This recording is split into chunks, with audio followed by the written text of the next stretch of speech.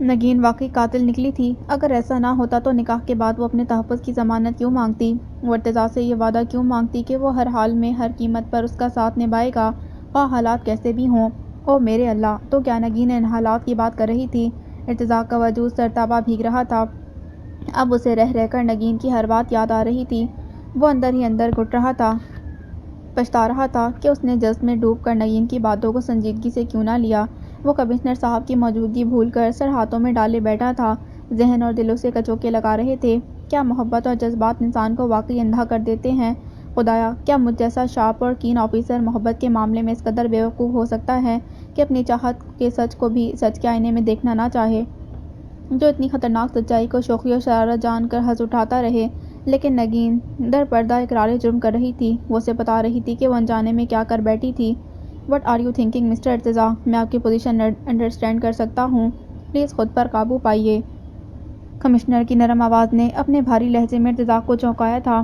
وہ تیزی سے سیدھا ہو کر بیٹھ گیا۔ کمشنر نے بات جاری رکھی تھی، "آپ اپنے گھر جائیے مسٹر ڈی آئی جی اور وائف سے بات کیجیے۔ فی الحال کسی پروف کے بغیر میں انہیں اریسٹ کرنے کا آرڈر نہیں دوں گا۔ پہلے ہمیں اصل کہانی کے بارے میں مکمل انفارمیشن ہونی چاہیے، تبھی کوئی نتیجہ اخذ کیا جا سکے گا۔" کمشنر کی حوصلہ افزا بات نے ارتضیٰ کو قدرے پرسکون کیا تھا۔ وہ اپنے اوسان بحال کرتے ہوئے سوکھے لبوں پر زبان پھیر کر بولا، "really I thankful to you sir. مجھے تھوڑا وقت چاہیے۔ میں جلد ہی نگین سے بات کروں گا اور اس کا اسٹیٹمنٹ ریکارڈ کر کے آپ کی خدمت میں حاضر ہو جاؤں گا۔ میری وائف اگر ایک مجرم ہے تو اس پر فرد جرم ضرور عائد ہوگی۔ میں اپنے پرسنل ریلیشن کی خاطر قانون کی بے حرمتی ہرگز نہیں کروں گا، لیکن سر کچھ وقت مجھے ضرور ملنا چاہیے۔" اوکے، آپ مجھے 3 دن بعد رپورٹ کر سکتے ہیں۔ انہوں نے فوراً سے اسے سہولت سے نوازا تھا۔ "سر، اگر میری وائف نے اقرار جرم کر لیا تو کیا آپ اسے اریسٹ کرنے کا فوری آرڈر دیں گے؟ نو مسٹر ارتضیٰ، یہ ٹھیک نہیں رہے گا۔ اس لڑکی کی گرفتاری بگ ٹائیگر کے لوگوں کو الرٹ کر سکتی ہے۔ فی الحال نگین کو روپوش رہنا ہوگا، ورنہ بلیک فائل والا معاملہ کھٹائی میں پڑ جائے گا۔ ہم اس بارے میں کوئی حتمی فیصلہ بعد میں کریں گے۔ تھینک یو سر، میرا تعاون آپ کے ساتھ رہے گا۔ ارتضیٰ نے مستعدی سے جواب دیا تو وہ تیزی سے بولے، "میں سمجھتا ہوں کہ آپ کی وائف چونکہ آپ کے ساتھ ہی ہیں تو ان کا آپ کی نظروں میں رہنا حراست کے مترادف ہے۔ آپ پولیس ڈپارٹمنٹ کے سینئر عہدیدار ہیں، آپ کے پاس اپنے اختیارات ہیں مسٹر ڈی آئی جی۔ پھر فکر کس بات کی؟ آپ کی وائف آپ کی تحویل میں رہیں گی۔" Okay sir, that's good for me. نگین پر میری نگاہ ہر لمحہ پہرا بن کر رہے گی۔ یو ڈونٹ وری، آپ نے آدھا بوجھ میرے سر سے اتار دیا ہے۔ اب میں سکون سے اس کیس کی انویسٹیگیشن کر سکوں گا۔ ارتضیٰ نے پھیکی مسکراہٹ سے یقین دہانی کرائی تو ہائی کمشنر نے فوراً تنبیہی لہجہ اختیار کیا تھا، "بوجھ اترنے کا یہ مطلب ہرگز نہیں ڈی آئی جی کہ آپ اپنی وائف کا جرم چھپانے کی کوشش کریں گے۔ ایسی کوشش آپ کے لیے اور آپ کی پروفیشنل ایکٹیویٹی کے لیے نقصان دہ ثابت ہوگی۔ سب سے پہلے آپ اپنی وائف کا اسٹیٹمنٹ اور فنگر پرنٹ لا کر دیجیے تاکہ ہم انہیں فنگر پرنٹ سے میچ کر سکیں جو ریاض احمد کے گھر کی ہر چیز پر پائے گئے ہیں۔ آپ کی وائف مجرم ہیں تو انہیں اپنے کیے کی سزا بھگتنی ہوگی، چاہے وہ سزا 2 دن کی ہو یا 2 سال کی۔ شی از a criminal lady right now اور قانون کسی کرمنل کو رعایت نہیں دیتا۔ آئی انڈرسٹینڈ ایوری تھنگ سر۔ میں نگین کا جرم چھپانے کی غلطی کبھی نہیں کروں گا۔ That's better for you. مجھے امید ہے کہ آپ اپنی پوزیشن سمجھتے ہوئے پولیس ڈپارٹمنٹ سے مکمل تعاون کریں گے اور حقائق کو مسخ کرنے یا اپنی بیوی کو بچانے کی کوئی شعوری کوشش نہیں کریں گے۔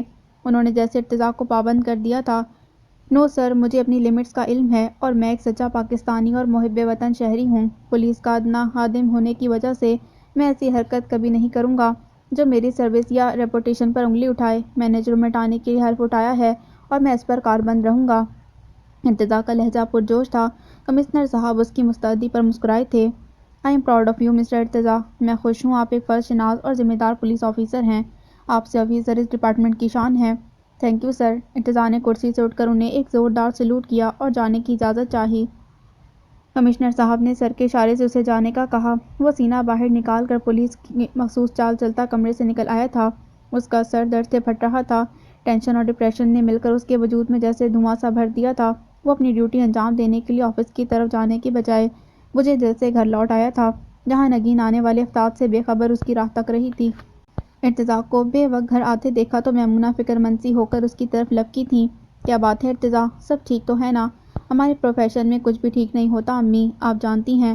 وہ بے دلی سے جواب دیتا اپنے کمرے کا زینہ چڑھ گیا تھا۔ اس کی غیر معمولی جواب اور یوں پہلو بچا کر نکل جانے پر وہ بیچاری متوحش سی ہو کر اسے جاتا دیکھتی رہ گئی تھیں۔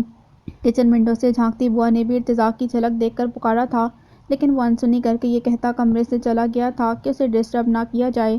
اپنے کمرے میں آتے ہی اس نے ہاتھ میں پکڑی پولیس کیپ کو سائڈ بورڈ پر پھینکا تھا اور خود ڈریس چینج کیے بغیر بستر پر لیٹ گیا۔ دل اور دماغ دھماکوں کی زد پر تھے، ایک پل کو چین نہ مل رہا تھا، ایسا لگ رہا تھا جیسے دل دھڑکنا بھول جائے گا اور زندگی تمام ہو جائے گی، لیکن لمحے گزر گئے اور کچھ بھی نہ ہوا، بس بے قراری اور اضطراب پورے وجود میں سانپ کی طرح کنڈلی مارے بیٹھ گیا تھا۔ وہ بستر پر سیدھا پڑا، جانے کتنی دیر تک اپنے خیالوں سے الجھتا رہا، اعصاب بوجھل اور بدن ٹوٹ رہا تھا۔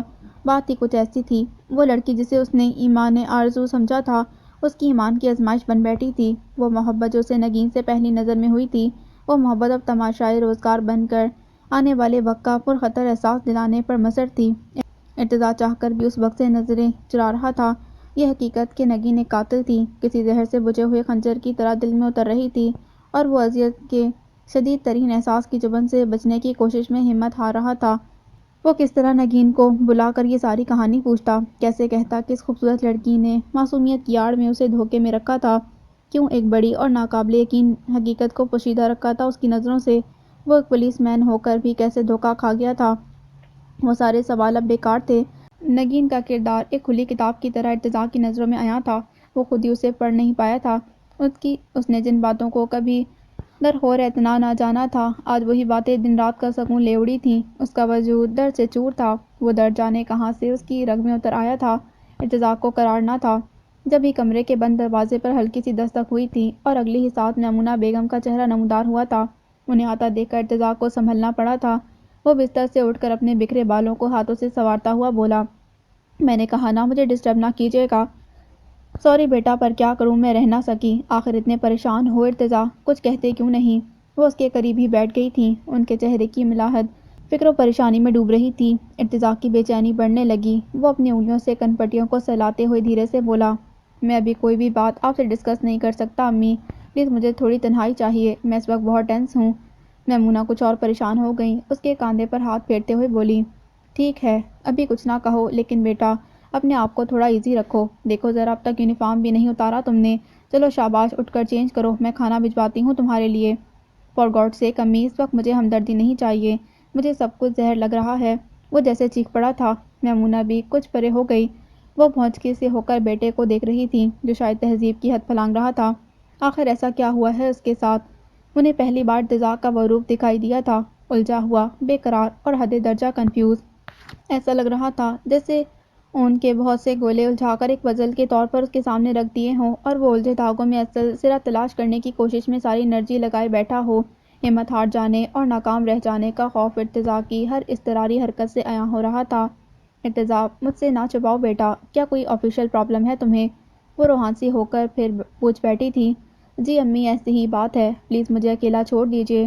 وہ حد درجہ بیزار تھا۔ میمونہ اپنی جگہ سے اٹھ کھڑی ہوئی تھیں، انہیں فوراً اپنا کہا مانتے دیکھ کر ارتضیٰ کا دل دہلا تھا۔ آپ نے تو برا ہی مان لیا امی۔ نہیں میری جان، تمہاری الجھن اور پریشانی پر میں کیوں برا مانوں گی، بس خود پر قابو رکھو بیٹا، اوزان بحال ہوتے تو پرابلم حل ہونے میں سہولت ہوگی۔ انہوں نے دھیرے سے اس کے بالوں کو سنوارا تھا۔ شکریہ امی، آپ ٹھیک کہتی ہیں، میرے اوزان خطا ہیں شاید۔ وہ جیسے بڑبڑایا تھا، تمہاری پریشانی مجھے بھی ہراساں کر رہی ہے ارتضیٰ، میں دعا کروں گی کہ یہ مشکل جلد آسان ہو جائے، لیکن جانے سے پہلے ایک بات ضرور کہوں گی، پہلے کچھ کھا لو بیٹا، بھرے پیٹ ذہن بھی خوب کام کرتا ہے۔ ٹھیک ہے، اس نے ہتھیار ڈال دیے، مہا کو کہیے کھانا لے آئے، میں کپڑے بدل لیتا ہوں۔ وہ اٹھ کر کھڑا ہو گیا تھا، لیکن میمونہ اب بھی وہیں موجود تھیں، ان کے انداز سے لگتا تھا جیسے وہ کچھ اور بھی کہنا چاہتی ہوں۔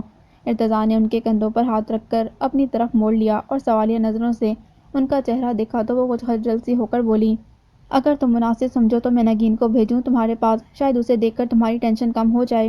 ارتضیٰ کو بے اختیار ہنسی آ گئی تھی، پریشانی میں سراپا پریشانی کو دیکھ کر بھلا کس کی ٹینشن دور ہوتی ہے؟ وہ ماں کا چہرہ اپنی آنکھوں میں سموتا محبت سے بولا، کیا آپ نہیں جانتی کہ میری ٹینشن کسے دیکھ کر ریلیز ہو سکتی ہے؟ وہ صرف آپ ہیں امی، آپ کی ممتا میں وہ گداز موجود ہے جو میرے تفکرات کو چن کر مجھے سکون بخش دے گا۔ لیکن باخدا امی، آج میں واقعی پریشان ہوں، آپ میری الجھن اور اذیت دور ہو جانے کی دعا کیجیے۔ مجھے لگتا ہے اس دوراہے پر آ کر میں اصل راستے کا تعین کرنا بھول گیا ہوں۔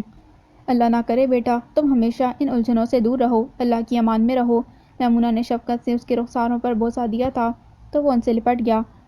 میں آپ سے سب سے زیادہ پیار کرتا ہوں امی، اور میں بھی تو کرتی ہوں میری جان، وہ دھیرے سے ہنستی تھیں۔ ارتضیٰ نے ان کی نم آنکھوں میں جھانکا تھا۔ آپ میری طاقت ہیں امی، آپ کی ممتا میں وہ جادو ہے جو میری مشکل کو فوراً دور کر دیتا ہے۔ یہ جادو ہر ماں کے پاس ہوتا ہے، کیونکہ اولاد کی تکلیف اور پریشانی اس کی اپنی پریشانی ہوتی ہے۔ تم فکر نہ کرو، سب ٹھیک ہو جائے گا انشاءاللہ۔ اس نے گہری سانس بھری تھی۔ آپ کھانا بھیج دیں، میں جب تک کپڑے تبدیل کر لیتا ہوں۔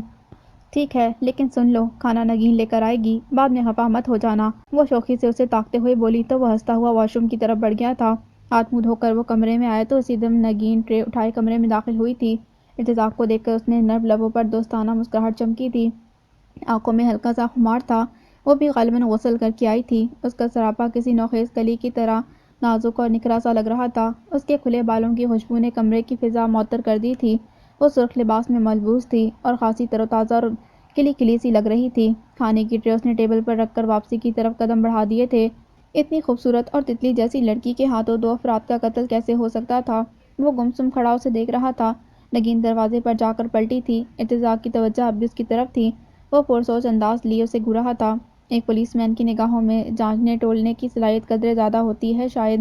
نگین اسی لیے کچھ بے تاب ہو گئی۔ اس کی توجہ مرتکز کرنے کو مسکراتے ہوئے شاداب لہجے میں بولی، کھانا ٹیبل پر لگایا ہے میں نے، ان نگاہوں کو ذرا ادھر موڑ لیجیے تو شاید بھوک چمک جائے گی۔ ہاں، بھوک کے ساتھ نیت بھی چمکے گی مائی ڈیئر، ذرا ادھر تو آنا۔ اس کی بھاری آواز میں جانے کون سا فضو تھا کہ نگین گلابی پڑ گئی، نظریں جھکیں اور عارض پر بجلیاں سی بڑھنے لگیں۔ وہ قدم نہ اٹھا سکی تھی۔ ارتضیٰ ڈگ بھرتا خود ہی دروازے پر چلا آیا تھا۔ سنو، کھانا کھا لیا تم نے؟ نہیں، اس نے دھیرے سے گردن نفی میں ہلائی تھی۔ ٹھیک ہے، آؤ اکٹھے کھاتے ہیں۔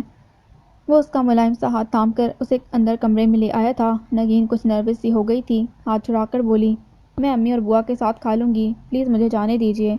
جانا کہاں ہے تم نے، اپنا ہر راستہ خود ہی بند کر چکی ہو نگین۔ ارتضیٰ کی بات ذومعنی تھی۔ نگین کا چونکنا بے وجہ نہ تھا۔ وہ تعجب سے اس کی صورت دیکھنے لگی۔ میں کچھ سمجھی نہیں، میرا مطلب ہے کہ تمہارا ہر راستہ اب میری ہی طرف نکلتا ہے، پھر اکٹھے بیٹھ کر کھانے میں کیا حرج ہے؟ اس نے مسکرا کر بات بدل ڈالی۔ نگین کے چہرے پر بہار آ گئی۔ وہ مسکراتے لبوں کے ساتھ ٹرے اٹھا کر بیڈ کے کنارے پر پڑے چھوٹے ٹیبل پر آ گئی تھی۔ ارتضیٰ بیٹھ چکا تھا۔ نگین نے میز کھینچ کر اس کے آگے کر دی تھی۔ آؤ یہاں بیٹھو۔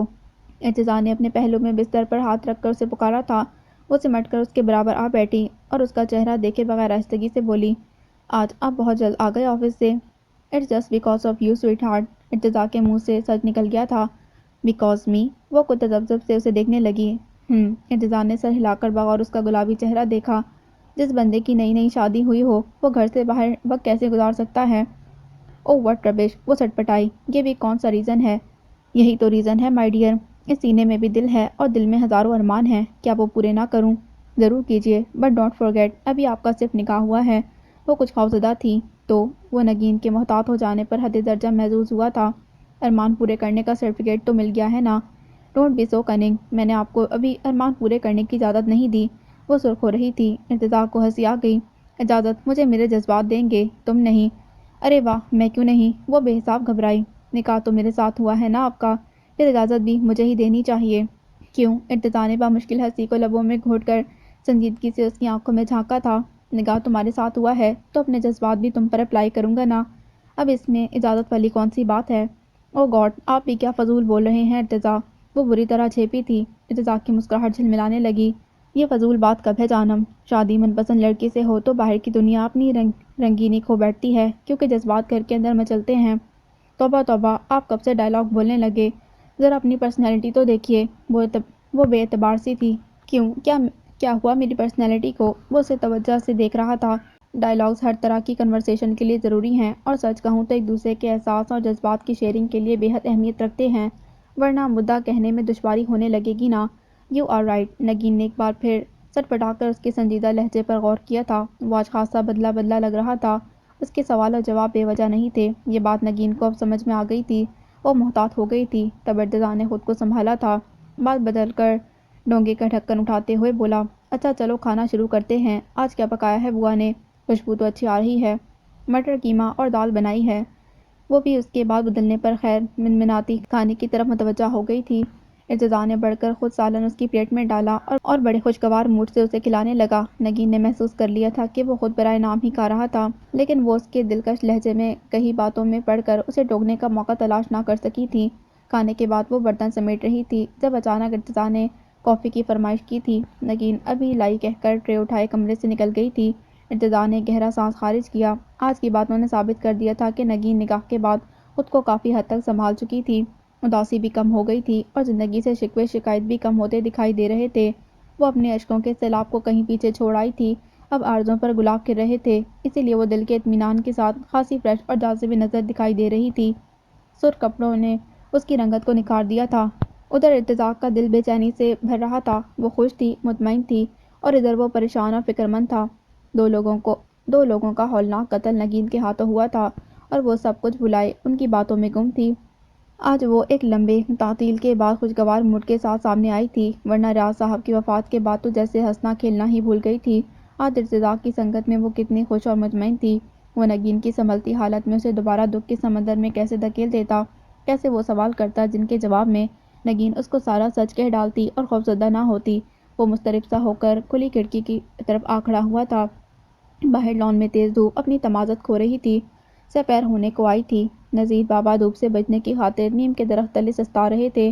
ارتضیٰ کو دریچے سے جھانکتا دیکھ کر وہ جلدی سے اٹھ بیٹھے اور اشارے سے سلام کرنے لگے تھے۔ اسے جواب دے کر ارتضیٰ کھڑکی سے ہٹ کر دوبارہ کمرے میں آ گیا تھا۔ بیچارے بابا کے آرام میں ناحق خلل ڈال دیا تھا اس نے۔ ارتضیٰ کو افسوس ہوا تھا۔ وہ دل میں اٹھتی بے قراری کے فشار کو چھپانے کی خاطر آرام دہ چیئر پر جھولنے لگا تھا، لیکن وہ کوشش اسے پہلے سے زیادہ بے آرام کر رہی تھی۔ تب وہ اٹھ کر کمرے میں ٹہلنے لگا۔ اچانک اسے ایک خیال سوجا تھا۔ اسی خیال کے زیر اثر ارتضیٰ نے الماری کے سیف سے اپنا ریوالور نکالا۔ اس کا میگزین خالی تھا اور ریوالور کو رومال سے اچھی طرح صاف کر کے بڑی احتیاط سے سائیڈ بورڈ پر اپنی کیپ کے پاس رکھ دیا اور خود ایک بار پھر آرام دہ چیئر پر آ کر بیٹھ گیا تھا۔ ریوالور کی گولیاں اس کے ہاتھ میں تھیں۔ وہ کچھ دیر اپنے آپ میں گم رہا۔ نگین لوٹ آئی تھی۔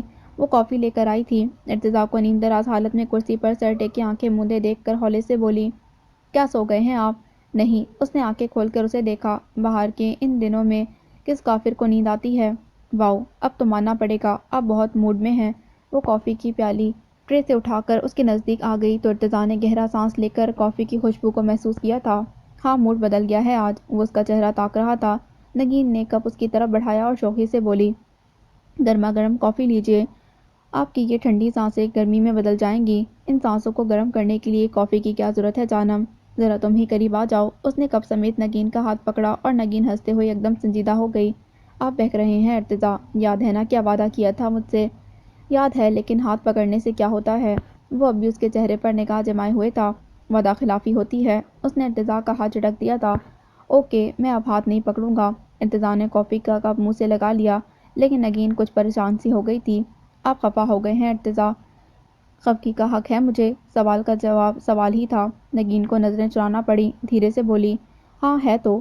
اس کا انداز دلربا اتنا حسین تھا کہ ارتضیٰ اسے دیکھتا رہ گیا۔ ادھر وہ لبوں پر آتی شرمیلی مسکان کو چھپانے کے لیے رخ بدل گئی تھی۔ دل کی دھڑکن میں جل ترنگ سا بج رہا تھا۔ نکاح کے بعد اسے ارتضیٰ سے دور رہنا ممکن نہ لگ رہا تھا، لیکن پھر بھی ابھی کچھ عرصے کے لیے اسے دوری بنائے رکھنی تھی۔ ابھی خود میں مگن تھی جب اچانک ارتضیٰ کی صدا نے اسے چونکا دیا تھا۔ وہ سائیڈ بورڈ کی طرف اشارہ کرتے ہوئے کہہ رہا تھا، ذرا میرا ریوالور تو اٹھا لانا۔ نگین کے سینے میں ہلچل مچاتی دھڑکن ایک سیکنڈ کو ساکت ہوئی تھی۔ وہ خود ہی ارتضیٰ کی طرف پلٹ گئی تھی۔ اس کے لبوں پر شرمیلی مسکان اب دم توڑ چکی تھی اور چہرے پر ایک سایہ سا لہرا کر گزر گیا تھا۔ ریوالور، کیا کریں گے آپ اس کا؟ آئی ول شوٹ یو۔ وہ حد درجہ سنجیدہ تھا۔ نگین کا رنگ پک ہو گیا۔ وہ لاکھ کوشش کے بعد بھی بس ایک لفظ کہہ سکی، کیوں؟ Because you have done some thing wrong. Irtaza کے الفاظ اس پر بجلی بن کر گرے تھے۔ نگین کے ہاتھ میں پکڑا کپ ہاتھوں کی لرزش کا شکار ہو کر فرش پر ٹکڑوں کی صورت بکھر گیا تھا۔ کیوں؟ میں نے کیا غلط کیا؟ تم نے قتل کیا ہے۔ وہ اس کے چہرے پر پھیلتی زردی کو بخوبی محسوس کر رہا تھا۔ قتل؟ وہ ہونکوں کی طرح ارتضیٰ کو دیکھ رہی تھی۔ اس کی آنکھیں خوف اور حیرت سے کھل چکی تھیں۔ ہاں، دوہرا قتل، ایک میرا اور دوسرے میرے دل کا۔ ڈونٹ یو ڈینائی دس۔ اس نے بات بدل دی اور ساتھ ہی ایک زور کا قہقہ لگایا تھا۔ نگین کا بدن کپ کپانے لگا۔ وہ بمشکل اپنے پیروں پر کھڑی تھی۔ ٹانگیں بے جان ہوتی پا کر وہ تیزی سے دریچے کی طرف لپکی اور ارتضیٰ سے پہلو بچا کر باہر لان میں دیکھنے لگی تھی۔ اس کا تلفظ تیز تر تھا، یوں جیسے کہیں سے بھاگ کر آئی ہو۔ ارتضیٰ کی عقابی نظروں نے اس کا پیچھا کیا تھا۔ وہ دریچے میں لٹکے پردے کو ایک ہاتھ سے مسل رہی تھی۔ اس پر ہیجانی کیفیت سوار تھی۔ اسی پل کمرے میں فون کی تیز بیپ گونج اٹھی تھی۔ ارتضیٰ نگین کو دیکھتا فون کی طرف آ گیا تھا۔ اس نے کپ وہیں رکھتے اپنا موبائل اٹھا لیا تھا۔ Hello, Irtaza speaking. سر، میں ایس پی رانا بول رہا ہوں۔ ہاں بولو انسپکٹر رانا۔ سر، ریاض احمد کے دستراز فراز حسین کو زخمی حالت میں اغوا کر لیا گیا ہے۔ What are you seeing? Irtaza یکدم چیخ اٹھا تھا۔ میں ٹھیک کہہ رہا ہوں سر، کچھ دیر پہلے فراز کی گاڑی پر بگ ٹائیگر کے گنڈوں نے زبردست فائرنگ کی، ان کی زخمی ہونے پر گاڑی لہرائی اور سڑک کے کنارے لگے الیکٹرک پول سے ٹکرا کر رک گئی۔ تب بگ ٹائیگر کے بندوں نے بھری پوری سڑک پر نہایت آرام سے فراز کو اپنی گاڑی میں ڈالا اور برقی رفتاری سے نکل گئے۔ وہ انہیں کڈنیپ کر چکے ہیں sir. Oh my god, what the hell is happening there? کیسے نکل گئے وہ آرام سے اغوا کر کے؟ اب کیا بتاؤں، انہوں نے کسی کو کچھ کرنے کا موقع ہی نہ دیا۔ سب کچھ کسی ڈرامے کی طرح ہوا تھا، بہت اچانک اور بہت جلدی۔ اوہ یو شٹ اپ رانا، یہ وقوع کب اور کہاں ہوا، پہلے یہ بتاؤ۔ ابھی آدھے گھنٹے پہلے سر، میں پیٹرولنگ پر تھا، سب کچھ میری آنکھوں کے سامنے ہوا ہے۔ ہم اس وقت شہر کی مرکزی شاہراہ سے گزر رہے تھے جب اچانک یہ کارروائی کی گئی تھی۔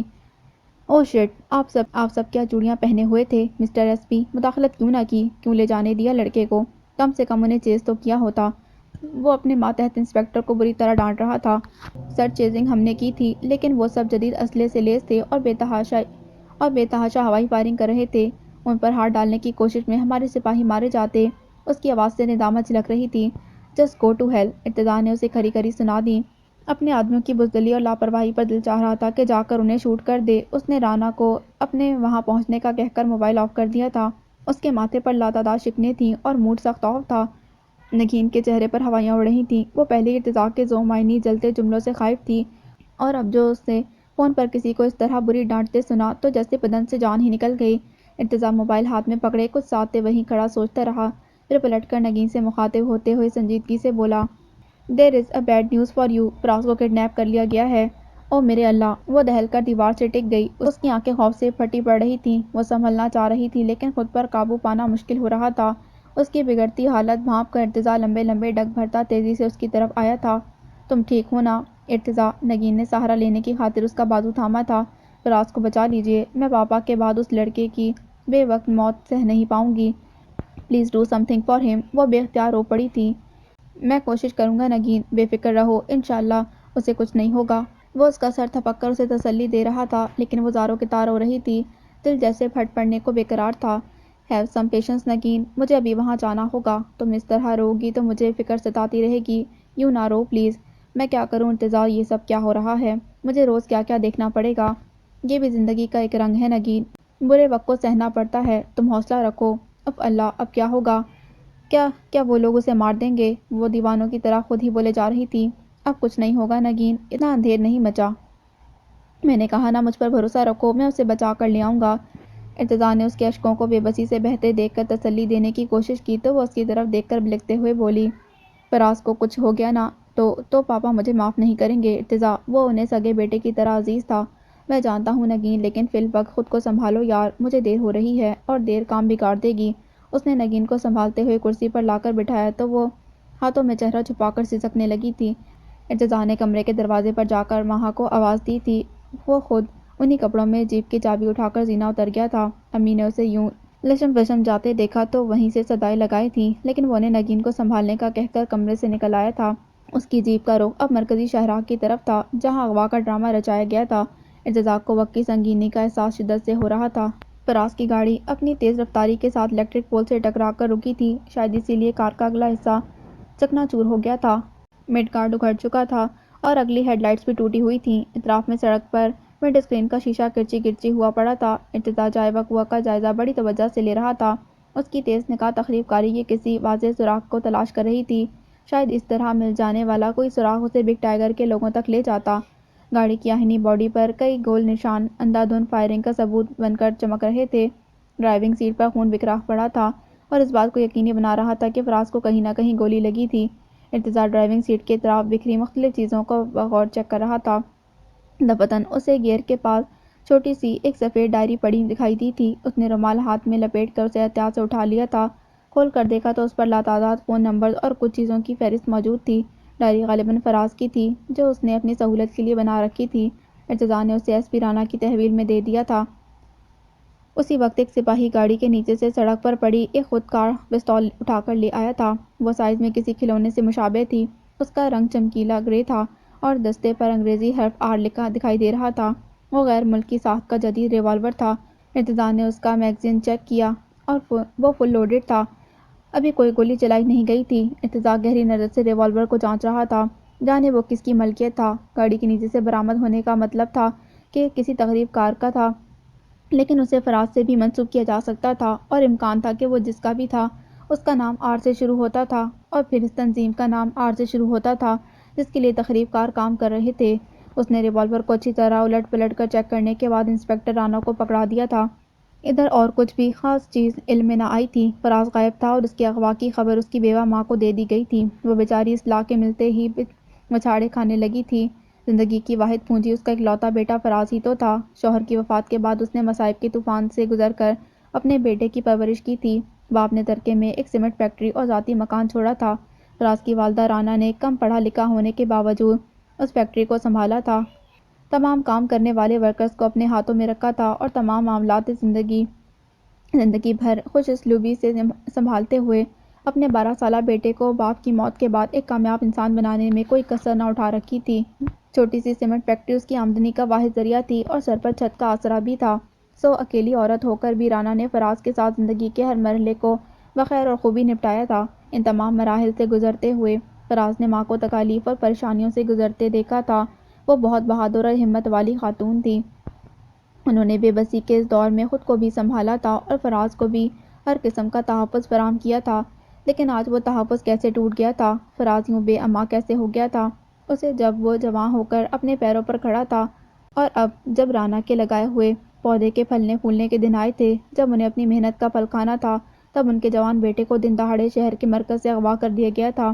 وہ رو رو کر فریاد کر رہی تھیں کہ ان کی کسی کے ساتھ دشمنی نہیں تھی، اور نہ ہی ان کا بیٹا کسی غلط کاموں میں ملوث تھا جو یوں کوئی بھی آ کر اسے اغوا کر جاتا۔ وہ فراز کے اغوا کے بعد جیسے سب کچھ ہار بیٹھی تھیں، لیکن یہ بات تو طے تھی کہ فراز کا اغوا برائے تاوان نہیں تھا، کیونکہ وقت گزرنے کے ساتھ کسی طرف سے بھی رقم کی ادائیگی کا حکم نہ ملا تھا، بلکہ یہ سب ریاض صاحب کے کیس کے سلسلے کی کڑی تھی۔ ریاض احمد سے درینہ تعلق کی سزا فراز کے حصے میں آئی تھی۔ آج کے دور میں محبت اور عقیدت کو بھی خراج ادا کرنا پڑتا ہے، فراز کو اسی خراج کی ادائیگی کے لیے اغوا کیا گیا تھا۔ بگ ٹائیگر نے بڑے نازک موڑ پر اغوا کا وہ ڈرامہ رچا کر پولیس کے سارے محکمے کو اوپر سے نیچے تک ہلا دیا تھا۔ یہ خاموش وار تھا اور دہشت گردوں کی طرف دی گئی وارننگ بھی شمار ہو سکتی تھی۔ ڈپارٹمنٹ کے تمام عہدیداران حکومت کے باس پرس کا عذاب جھیل رہے تھے۔ شہر میں ہائی الرٹ سیکیورٹی تھی، پھر بھی ایسا واقعہ ہو جانا پولیس کے لیے شرمساری کا باعث تھا۔ آئی جی صاحب ہائی کمان کی ڈانٹ کھا کر آپ ہی بوکھلا گئے تھے۔ انہوں نے سب افسران کی ڈیوٹیز کو بڑھا دیا تھا اور ارتضیٰ کو لائن حاضر کر کے فوری ایکشن کا حکم دیا تھا۔ وہ اسپیشل فورسز کا کمانڈنگ آفیسر بھی تھا، اس کی ذمہ داری کئی گنا بڑھا دی گئی تھی۔ بگ ٹائیگر کو تلاش کرنا بے حد ضروری تھا تاکہ بلیک فائل کا معاملہ کسی ٹھکانے لگتا، اور ادھر بلیک فائل تھی کہ جانے کس اندھیرے کونے میں پڑی تھی۔ اس کی بازیابی کے لیے کئی کمیشن بٹھا دیے گئے تھے جو اپنا کام شروع کر چکے تھے۔ اسپیشل فورس کی ڈیوٹی چارج کے ملتے ہی ارتضیٰ نے سب سے پہلے شہر کے حساس علاقوں کی ناکہ بندی کروائی تھی۔ یہ وہ علاقے تھے جہاں ہر لمحہ سیکیورٹی الرٹ ہونے کے باوجود دہشت گرد من مانی کارروائی کرتے نہ جھجکتے تھے۔ سرعام اسلحہ لے کر گھومنا عام بات تھی، اور عام پبلک بھی ان علاقوں میں جاتے کتراتی تھی۔ ان حساس علاقوں سے اگر ایک بندہ بھی بگ ٹائیگر گروپ کے ہاتھ لگ جاتا تو اس بدنام زمانہ دہشت گرد تک پہنچنے کا کوئی دروازہ ضرور کھل جاتا۔ فراز کی زندگی ارتضیٰ کے لیے بے حد اہم تھی۔ وہ کچھ نگین کی جذباتی باتوں کے دباؤ میں تھا، جس نے فراز کے اغوا ہونے کی خبر پر خود کو بالکل لوز کر ڈالا تھا۔ دوسری اہم بات یہ تھی کہ فراز ریاض صاحب کا دست راز تھا۔ ان کے قریب رہنے کی وجہ سے وہ ارتضیٰ کو بلیک فائل کے بارے میں تھوڑی بہت معلومات دے سکتا تھا۔ نگین جس دن سے اس کے گھر آئی تھی، زندگی میں عجیب سا سنسنی خیز عمل شروع ہو گیا تھا۔ ایک پل کو سکون کا سانس لینا دشوار تھا۔ ایک طرف کا مسئلہ حل ہوتا تھا، نہ دوسری طرف کوئی اور چکر جلنے لگتا تھا۔ وہ قسمت کے الٹ پھیر پر چکرائے پھر رہا تھا۔ اغوا کی کارروائی کے بعد ارتضیٰ نے فراز کی تلاش کا کام تیز کر دیا تھا، اور فائل کی تلاش کے لیے نگین کے گھر کے سرچ وارنٹ کے بغیر خفیہ تلاشی کے لیے اجازت بھی حاصل کر لی تھی۔ اسے یقین تھا کہ بلیک فائل اسی گھر کے کسی حصے میں چھپائی گئی تھی۔ ریاض صاحب ایک شریف و نفع انسان تھے۔ وہ ایک اچھے بزنس مین ضرور تھے، اس کے باوجود انہیں چھل فریب سے کام لینا نہ آتا تھا۔ سیدھی اور صاف سوچ رکھنے والا وہ شخص اس اہم فائل کو کسی ایسی جگہ ہی چھپا سکتا تھا جو گھر کے اندر ہوتی۔ ان کے لیے گھر سے زیادہ محفوظ ٹھکانہ اور کون سا ہو سکتا تھا؟ ارتضیٰ نے 6 سپاہیوں پر مشتمل ایک پارٹی ترتیب دی تھی۔ یہ سارے ہی اسپیشل فورسز کمانڈوز تھے، انتہائی ہوشیار، معاملہ فہم اور بہادر تھے۔ ہر بات کی تہہ میں اترنے والے اور معاملات کھوج کر رزلٹ نکال لانے والوں میں سے تھے۔ ارتضیٰ نے انہیں کچھ گھنٹے کی تیاری کا حکم دے کر کل دوپہر تک کا وقت دیا تھا۔ اس کا اگلا آرڈر ملنے تک انہیں ہر طرح سے محتاط رہنے کا حکم دیا گیا تھا۔ ارتضیٰ کا ارادہ اگلے ہی دن ریاض صاحب کے کشادہ گھر کی مکمل تلاشی لینے کا تھا۔ اس موقع پر وہ ٹیم اس کا ہاتھ بٹانے والی تھی تاکہ کوئی نتیجہ نکل پاتا۔ جائے وقوع کے مکمل معائنے کے بعد ارتضیٰ نے فراز کے اغوا کی FIR کٹوانے کے لیے اپنے کچھ لوگوں کو بھیجا تھا تاکہ پولیس کو باضابطہ کارروائی کرنا پڑتی اور ہائی کمان کے سامنے جواب دہ ہونا پڑتا۔ وہ سارے معاملات نپٹا کر رات گئے فارغ ہوا تھا، پھر بھی گھر جا کر اسے کل ہونے والے سرچ آپریشن کے لیے ہوم ورک پلاننگ کرنی تھی۔ وہ ریاض صاحب کے گھر جا چکا تھا، اس گھر کے حد اربا اور اندرونی نقشے سے بھی واقف تھا، پھر بھی اسے نگین سے تھوڑی معلومات حاصل کرنی تھی۔ وہ گھر کے اہم اور خفیہ حصوں کی نشاندہی کر سکتی تھی۔ ان معاملات کے علاوہ ایک ضروری کام اور بھی تھا، وہ تھی ایک اہم ذمہ داری جو ارتضیٰ کے کاندھوں پر تھی۔ وہ ذمہ داری مینٹلی اسٹریس اور ڈپریشن کے سوا اسے اور کچھ نہ دینے والی تھی۔ اسے بھی نگین سے دوہرے قتل کا اعتراف کروانا تھا۔ ہائی کمیشنز کی طرف سے اسے صرف 3 دن کا وقت دیا گیا تھا۔ ارتضیٰ نے سوچا تھا کہ وہ کل کے سرچنگ آپریشن کے بعد نگین سے اس بارے میں بات کرے گا اور اسے اعتماد میں لے کر تمام ضروری معلومات حاصل کرے گا۔ رات کے 11 بجے جب وہ گھر لوٹا تو وہ سب اس کے منتظر تھے۔ نگین نے ارتضیٰ کے گھر جانے کے بعد رو رو کر برا حال کر لیا تھا۔ وہ فراز کے لیے از حد فکر مند اور خوفزدہ تھی۔ اسے اس کی بیوہ ماں کی پریشانی کا بھی خیال تھا جو جانے اپنے بیٹے کے اغوا کا دکھ کس طرح برداشت کر رہی تھی۔ نگین کی مجبوری اس کے پاؤں کی زنجیر بن چکی تھی۔ وہ ارتضیٰ کے سخت قسم کے حکم کے بعد گھر سے باہر نہ جانے پر پابند تھی، ورنہ فراز کا اغوا اتنی معمولی بات نہ تھی کہ وہ اس خوفناک خبر کو سن کر اس کی ماں کو دلاسا دینے نہ جاتی۔ ارتضیٰ سیدھا لاؤنج میں آیا تھا جہاں وہ سب موجود تھیں، البتہ اسے نگین دکھائی نہیں دی تھی۔ بوا نے اسے بتا دیا تھا کہ اسے کچھ دیر پہلے ہی دوا کے زیر اثر سلایا گیا ہے کیونکہ وہ صدمے سے اور ہراس سے خود کو نڈھال کیے بیٹھی تھی۔ اس نے رات کا کھانا بھی نہ کھایا تھا۔ ارتضیٰ گھر کی بجھی فضا اور ماں بہن کی فکر و پریشانی دیکھ کر وہیں بیٹھ گیا تھا۔ اس نے فراز کے بارے میں انہیں مکمل آگاہی دے دی تھی۔ وہ دونوں فراز سے بخوبی واقف تھیں۔ اب وہ اکثر نگین سے میل ملاقات کے لیے ان کے گھر پر آ جایا کرتا تھا۔ اس کی خوش اخلاقی اور ہنسمکھ فطرت میمونہ بیگم کو بے حد متاثر کرتی تھی۔ وہ اسے ایک عمدہ اوصاف کی وجہ سے بہت پسند کرتی تھیں۔ ماں سے اس کی زیادہ بات چیت نہ تھی، مگر ہیلو ہائی کی حد تک وہ بھی فراز سے بخوبی آشنا تھی اور اس کے اغوا کی خبر سے بے حد فکر مند اور پریشان تھی۔ ارتضیٰ نے ماں کی پریشانی بھانپ کر دبے لفظوں میں انہیں کل ہونے والے سرچ آپریشن کے بارے میں بتا دیا تھا۔ وہ چاہتا تھا اس کی ماں کی دعائیں اس کا ہر مقام پر ساتھ دیں اور وہ جہاں بھی ہو اس کے بارے میں انہیں پہلے سے خبر ہو تو وہ بہتر رہے گا۔ ارتضیٰ نے ماں کو یہ بھی بتا دیا تھا کہ اسے نگین سے اسی کیس کو لے کر چند ضروری معلومات حاصل کرنی ہے، سو فی الوقت اسے پرسکون نیند لینی چاہیے تاکہ سو اٹھنے کے بعد وہ فریش دماغ کے ساتھ اس کے سوالات کا جواب دے سکے۔ ماں اور میمونہ جانتی تھیں کہ نگین کے والد کو قتل کیا گیا تھا اور اب وہی قاتل نگین کے پیچھے ہاتھ دھو کر پڑے تھے۔ وہ ساری باتیں ارتضیٰ نے ہی انہیں اس دن بتا دی تھیں جب نگین کے بازار جانے پر اس نے ان سب کی خبر لی تھی، لیکن آج انہیں فراز کی فکر لاحق تھی جو انجانے میں بگ ٹائیگر کا نشان بن کر اغوا کر لیا گیا تھا۔ رات زیادہ گہری ہو چکی تھی، سو ارتضیٰ انہیں بھی سو جانے کی تلقین کرتا اپنے کمرے میں آ گیا تھا۔ وہ خود بھی اچھی نیند سونے کا خواہش مند تھا کیونکہ آج کا سارا دن فراز کے اغوا کے بعد دیگر کارروائی نپٹانے اور کل کے آپریشن کی تیاری میں گزر گیا تھا۔ اب تھکاوٹ کا احساس حد سے سوا تھا، بھوک بھی زوروں کی محسوس ہو رہی تھی۔ اس نے بوا کے اصرار پر صرف دودھ کا گلاس پیا تھا اور جلدی سو جانے کے بہانے کپڑے تبدیل کر کے فوراً بستر پر آ گیا تھا، لیکن نیند آنکھوں سے کوسوں دور تھی۔ ذہن پریشان ہو تو نیند کہاں آتی ہے؟ وہ بھی بے حد ڈپریس تھا، سو اسی لیے بستر پر کروٹیں بدلتا رہا۔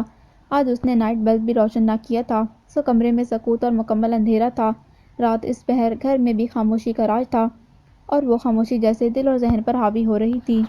دفتن رات کی تاریکی ماہ کی لرزہ خیز چیخوں سے کچھ اور بھیانک ہو گئی تھی۔ وہ بری طرح چلا رہی تھی، یوں لگتا تھا جیسے کوئی بھگدڑ سی مچ گئی ہو۔ نگین اور ماہ ایک ہی کمرے میں سوتی تھیں اور ان کا کمرہ اوپر کے پوشن کے بالکل کارنر پر تھا۔ ارتضیٰ کے کمرے سے اس کمرے کا فاصلہ یہی کوئی 20-25 قدم کی دوری تھا۔ ماہ کی دلخراش چیخوں نے ارتضیٰ کو ایک جھٹکے سے اٹھا دیا تھا۔ وہ ننگے پاؤں اس کے کمرے کی طرف بھاگا اور کمرے سے نکلتے ہوئے اپنا ریوالور لینا نہ بھولا تھا۔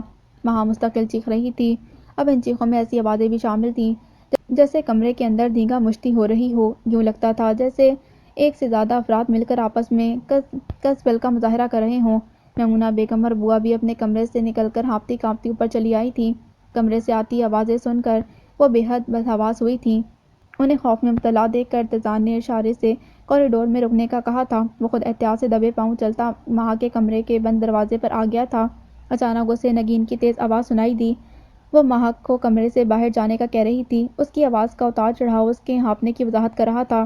ارتضیٰ نے تیزی سے دروازے کا لاک گھمایا لیکن دروازہ کھل نہ سکا، غالباً اندر سے بند کیا گیا تھا۔ اس نے بھاری ہاتھ کی دستک دیتے ہوئے دروازہ پیٹ ڈالا اور مہک کو بہت سی آوازیں دے ڈالیں۔ نتیجتاً کمرے کے اندر جیسے کوئی افراتفری سی مچ گئی اور ایک مرد کی بھاری گونجدار آواز واضح طور پر سنائی دی، چلو چلو، نکل چلو یہاں سے فوراً۔ ارتضیٰ کے بدن میں جیسے بھاپڑ سے جلنے لگے، دل اور دماغ میں کانٹے اگ گئے تھے۔ وہ بند دروازے کو زور زور سے پیٹنے لگا۔ اس بند دروازے کے سوا مہک کے کمرے میں اندر جانے کا کوئی دوسرا متبادل راستہ نہیں تھا۔ کھڑکی بھی دوسری طرف کی دیوار میں تھی جو بیرونی گلی میں کھلتی تھی۔ وہ فرسٹ فلور پر ہونے کی وجہ سے کوئی بھی شخص اس کھڑکی سے اندر نہیں آ سکتا تھا۔ پھر اندر کمرے میں کسی مرد کی موجودگی خاصی حیران کن اور ناقابل یقین تھی۔ دونوں لڑکیاں اندر تھیں اور اندر کمرے میں خدا جانے کیا ہو رہا تھا۔ ارتضیٰ کا وجود دھواں دھواں ہو رہا تھا۔ اس کی پریشانی چہرے سے عیاں تھی۔ اس بار اس نے جسم کی مکمل طاقت لگا کر دروازہ توڑنے کی کوشش کی تھی لیکن اگلے ہی لمحے اندر لاک کھلنے کی آواز آئی اور ساتھ ہی مہک نے ایک جھٹکے سے دروازہ کھول دیا۔ ارتضیٰ کو سامنے پا کر وہ بری طرح روتی بلکتی اس سے لپٹ گئی تھی۔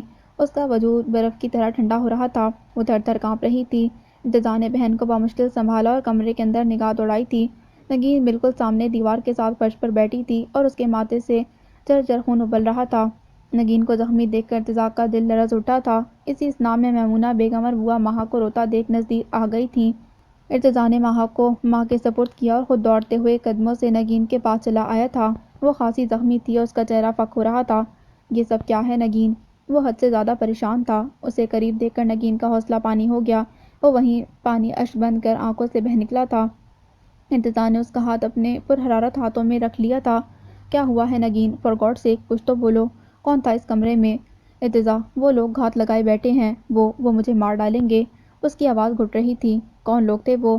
کیا تم انہیں جانتی ہو؟ بولو نگین۔ وہ اسے کچھ کہنے پر آمادہ کر رہا تھا، تب مہک ماں سے ہاتھ چھڑا کر بھائی کے پاس آتے ہوئے بولی، میں بتاتی ہوں بھائی آپ کو۔ وہ دو آدمی تھے بھائی، اس کھڑکی سے اندر آئے تھے۔ بھابھی سو چکی تھیں لیکن مجھے نیند نہیں آ رہی تھی۔ شاید وہ لوگ ہم دونوں کو سوتا سمجھ کر ہی اندر کمرے میں کودے تھے۔ ان کے آنے پر میں خوفزدہ ہو کر چیخ پڑی تھی۔ میں نے بستر سے جست لگائی اور فوراً کمرے کی لائٹ آن کر دی۔ روشنی کے ہوتے ہی ان میں سے ایک نے مجھے پکڑنے کی کوشش کی تو میں دوڑ کر بھابھی سے لپٹ گئی اور چلانے لگی۔ میرے شور مچانے پر بھابھی کی آنکھ کھل گئی اور میں نہیں جانتی اتنی خراب صورتحال میں بھی بھابھی نے سچویشن کو کیسے سنبھالا تھا۔ وہ خوفزدہ تھیں لیکن پھر بھی انہوں نے مجھے اپنے قریب کرتے ہوئے جیسے مجھے تحفظ دینے کی کوشش کی تھی۔ وہ آدمی بیٹھ کے دائیں طرف کھڑے تھے۔ ان میں سے مونچھوں والے شخص نے ڈپٹ کر پوچھا کہ ہم میں سے نگین کون ہے؟ بھابھی کے اقرار پر اس آدمی نے بڑی بے رحمی سے ان کے دونوں بازو موڑ کر کمر سے جوڑ دیے تھے۔ اللہ جانے وہ کیا چاہتے تھے لیکن بھابھی نے یکدم پھرتی سے پیترا بدل کر اس کی گرفت سے خود کو نکال لیا تھا۔ اور اف میرے خدایا، وہ سب کیا تھا جو میں نے اس پل میں دیکھا تھا بھائی؟ مہک کے چہرے پر خوف سے زیادہ حیرت غالب تھی۔ وہ اپنے چہرے پر ہاتھ رکھ کے آنکھیں پھاڑے نگین کو دیکھ رہی تھی۔ بھائی، میں سوچ بھی نہیں سکتی تھی کہ نگین بھابھی ان دو بدماشوں کا اس طرح مقابلہ کریں گی۔ خدا کی قسم میں نے ایسی فائٹ صرف فلموں میں دیکھی ہے۔ بھابھی جیکی چین کی طرح پہلو بدل کر بڑے سسٹمیٹک وے میں وار کر رہی تھی اور اس طرح پیترا بدل کر حملہ کر رہی تھی کہ وہ دونوں مرد ہو کر بھی گھبرا گئے تھے لیکن پھر بھی کوشش کر رہے تھے کہ کسی طرح بھابھی پر قابو پا کر انہیں بے بس کر دیں۔ ان دو آدمیوں کے پاس گن بھی تھی لیکن انہوں نے گولی چلانے کی کوشش نہیں کی۔ ان کی توجہ میری طرف بھی تھی لیکن میں خوف کے مارے کانپ رہی تھی۔ بھابھی نے میری ابتر حالت کو دیکھ کر مجھے کمرے سے چلے جانے کو کہا تھا لیکن اسی وقت آپ نے دروازے پر دستک دے ڈالی تھی اور آپ کی آواز سن کر انہوں نے بھابھی کو ایک زوردار دھکا دیا تھا تو وہ دیوار سے جا ٹکرائیں اور ان کے ماتھے سے خون نکلنے لگا۔ تب وہ بھابھی کو زخمی دیکھ کر کمرے سے باہر آپ کی موجودگی کے احساس سے گھبرا کر بھاگ کھڑے ہوئے تھے اور اسی کھڑکی سے کود گئے تھے بھائی۔ مہک کی آواز اب بھی لرز رہی تھی۔ خوف ہوا بن کر اس کے سر پر ناچ رہا تھا۔ وہ سب سناتے ہوئے بھی رو رہی تھی۔ ارتضیٰ نے مہک کی بات سن کر اس کے سر کو تھپک کر جیسے حوصلہ دلانے کی کوشش کی اور ساتھ ہی نگین کے سرد ہاتھ دبائے تھے یوں جیسے اس کی بہادری اور جرأت کو شاباش دی ہو۔ میمونہ بیگم اور بوا بھی منہ کھولے مہک کا بیان سن رہی تھیں۔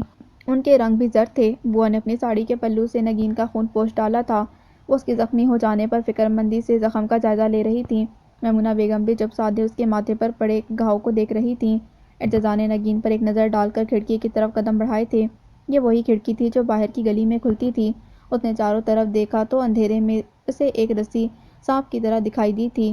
وہ رسی چھت سے کھڑکی کی طرف لٹکائی گئی تھی۔ گویا وہ لوگ کمند ڈال کر گھر میں گھس گئے تھے۔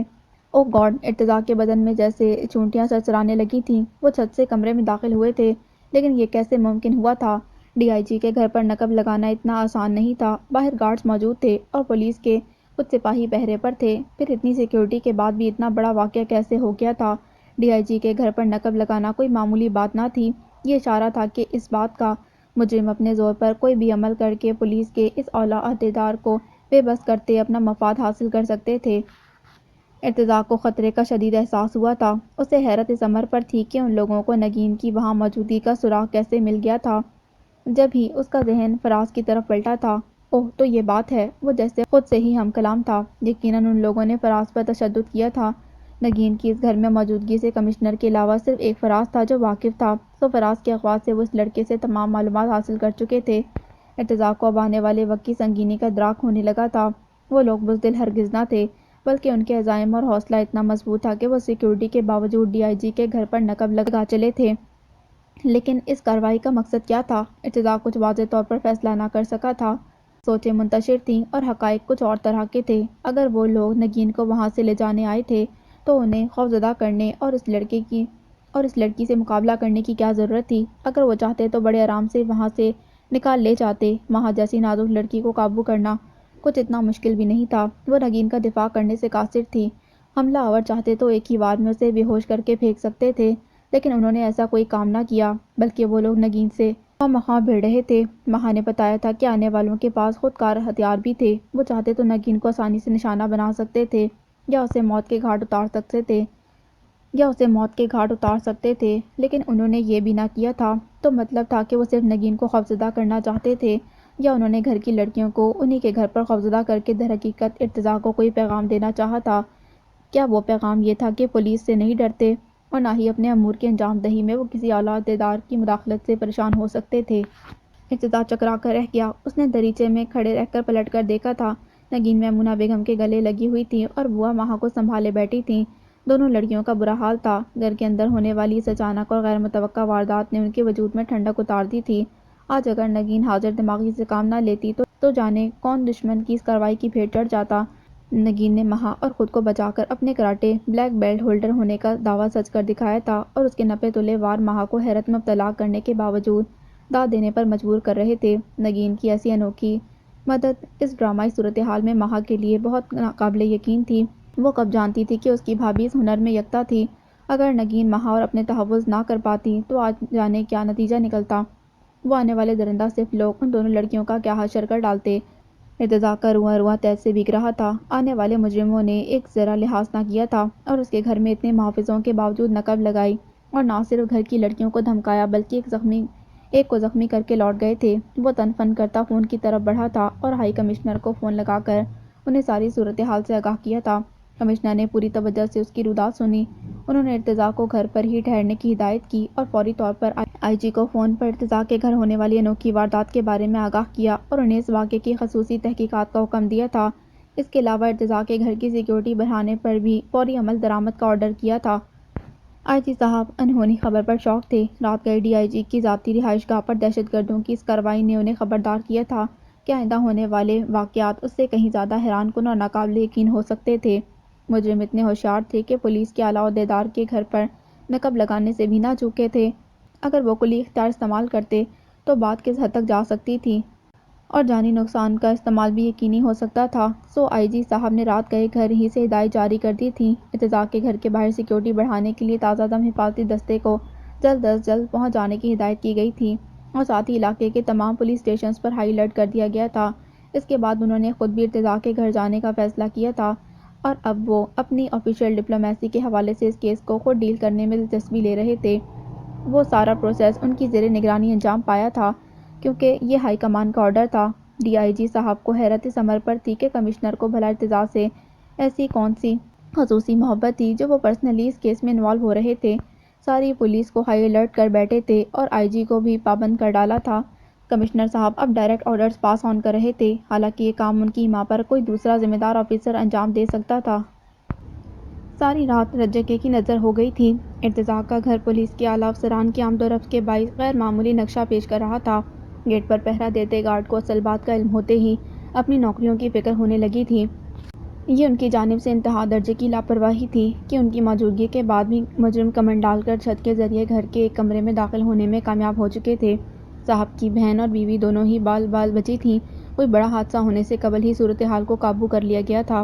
صبح ہونے تک مہا کو تیز بخار نے آ لیا تھا۔ خوف اور دہشت نے اس کے اعصاب توڑ ڈالے تھے۔ ادھر نگین کا وجود بھی ناتوانائی کا احساس دلا رہا تھا۔ ایسا لگتا تھا شاداب سی لڑکی کا سارا لہو کسی نے نچوڑ ڈالا ہو۔ وہ سوکھتے ہونٹوں اور سفید تر چہرے کے ساتھ گمسم بیٹھی تھی۔ فراز کے اغوا کے چند گھنٹوں بعد ہی وہ بگ ٹائیگر کی دوسری بڑی کوشش تھی، اور اس اپنی کامیاب کوشش سے وہ پولیس ڈپارٹمنٹ کو ناکو چنے چبانے پر مجبور کر چکا تھا۔ دوسری طرف گھر میں ایک خوف و ہراس کی فضا طاری تھی۔ سب کی صورتوں پر پھیلی فکر و پریشانی نے ارتزاق کو سب کے تحفظ کا احساس شدت سے دلایا تھا۔ اب وہ ان تمام عورتوں کو بے فکری سے گھر پر چھوڑ کر کہیں آنے جانے میں ہچکچاہٹ محسوس کر رہا تھا۔ وہ فراز کے اغوا کی وجہ سے بگ ٹائیگر کی نظروں میں آ گیا تھا۔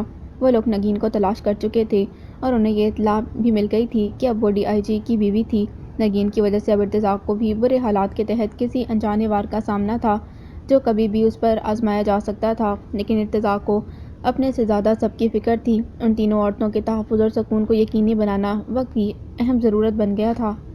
ادھر آئی جی صاحب کی آمد نے ارتزاق کو بری طرح گھما ڈالا تھا۔ ان کے پے در پے سوالات نے دماغ کو جیسے الجھا دیا تھا۔ وہ بارہا ارتزاق سے ایک ہی سوال کر بیٹھے تھے کہ آخر نگین کا بگ ٹائیگر کے لوگوں سے براہ راست کیا تعلق واسطہ تھا؟ وہ اس لڑکی کو خوفزدہ کرنے کیوں اس گھر تک چلے آئے تھے؟ ارتزاق عجیب شش و پنج کا شکار تھا۔ سچ بولنا محال تھا کہ اس طرح نگین کی خلئی کھل جاتی۔ جھوٹ بولنا تو خود کو اندھے کنویں میں گرانے کے مترادف تھا۔ وہ ان بدلتے حالات کا مقابلہ کرتے جیسے نڈھال ہو رہا تھا۔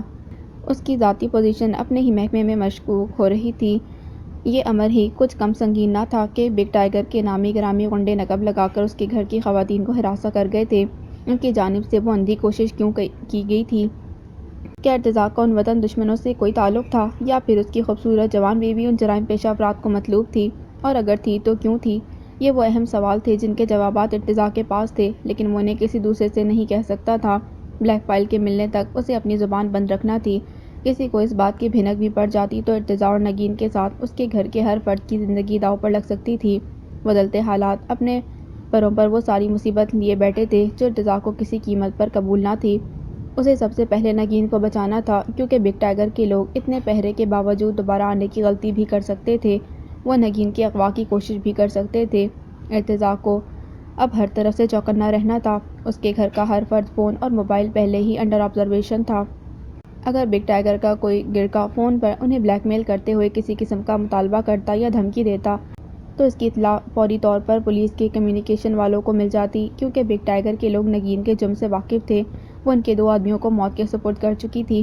بگ ٹائیگر کے لوگ اپنے قتل کیے جانے والے بندوں کا بدلہ لینے اور بلیک فائل کے حصول کی خاطر کوئی بھی اندھا قدم اٹھا سکتے تھے، اور ان کا اٹھایا جانے والا یہ قدم نگین کے لیے خطرات اور موت کے سوا کچھ نہ لاتا۔ ارتزاق کو اگلے دن ہونے والا سرچ آپریشن کینسل کرنا پڑا تھا۔ اپنے گھر کی دگرگوں حالت میں ریاض احمد کے گھر کی خفیہ تلاشی کسی طور ممکن نہ تھی۔ ارتزاق کو پہلے اپنے گھر اور اپنے لوگوں کے تحفظ کو یقینی بنانا تھا۔ خفیہ پولیس کے کچھ آفیسرز عام کپڑوں میں اس کے گھر کے چاروں طرف چوکس پہرے داروں کی طرح بٹھائے گئے تھے۔ وہ مسلح تھے اور ان کی نظر گھر کے ہر کونے پر تھی۔ شام کے اخبارات اور مختلف چینلز کی ایوننگ نیوز ارتزاق کے گھر ہونے والی نقب زنی کی واردات کے حوالے سے بھری پڑی تھی۔ پورا شہر جیسے سنسنی کی لپیٹ میں تھا۔ جب شہر کا ایک اعلیٰ پولیس افسر اپنے گھر میں محفوظ نہ تھا تو عام پبلک تو جیسے بے سہارا بیٹھی تھی۔ شہر بھر میں خوف و ہراس کے سائے تھے اور ہر زبان بگ ٹائیگر کے نام نہاد کارناموں کو دہرا رہی تھی۔ بگ ٹائیگر کوئی معمولی مجرم نہ تھا، وہ موسٹ وانٹڈ کی فہرست میں سر فہرست تھا۔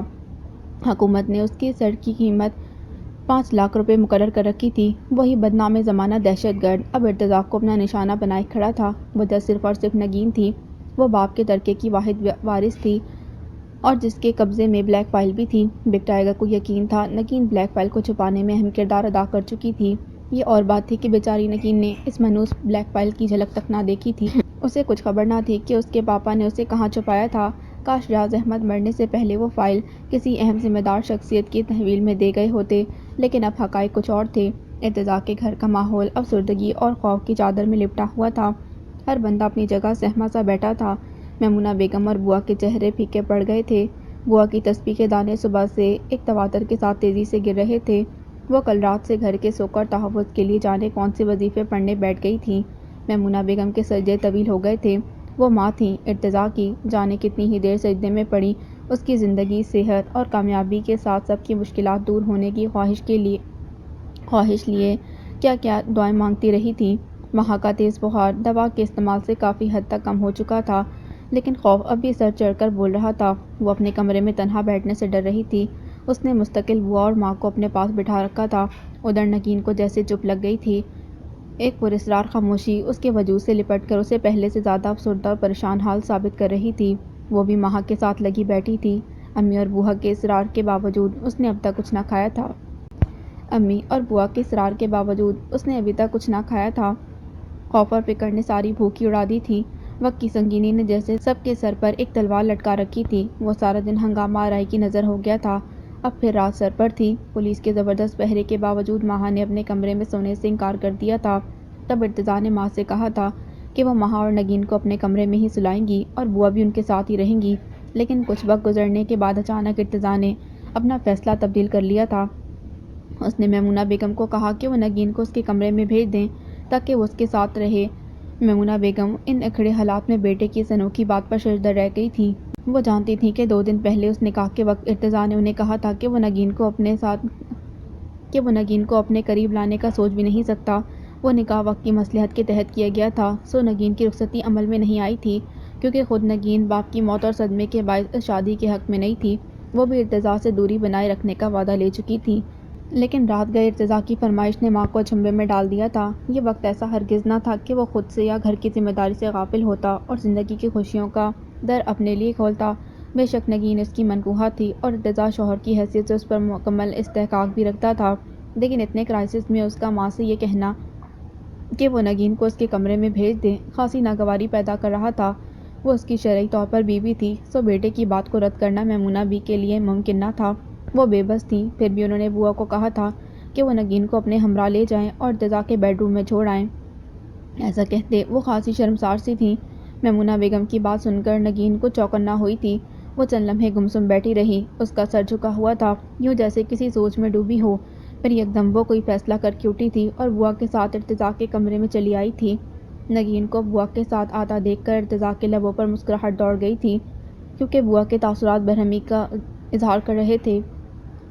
صاف لگ رہا تھا کہ نگین کو اس کے کمرے تک لانا انہیں بے حد ناگوار گزرا ہو۔ وہ خفا تھیں اور اس سے پہلے کہ ارتضیٰ بوا کی ناراضگی کا سبب پوچھتا، وہ خود ہی چٹک کر بولی تھیں، لو میاں اپنی امانت سنبھالو، ہم سے بھی اب اس امانت کا بوجھ نہیں اٹھایا جاتا۔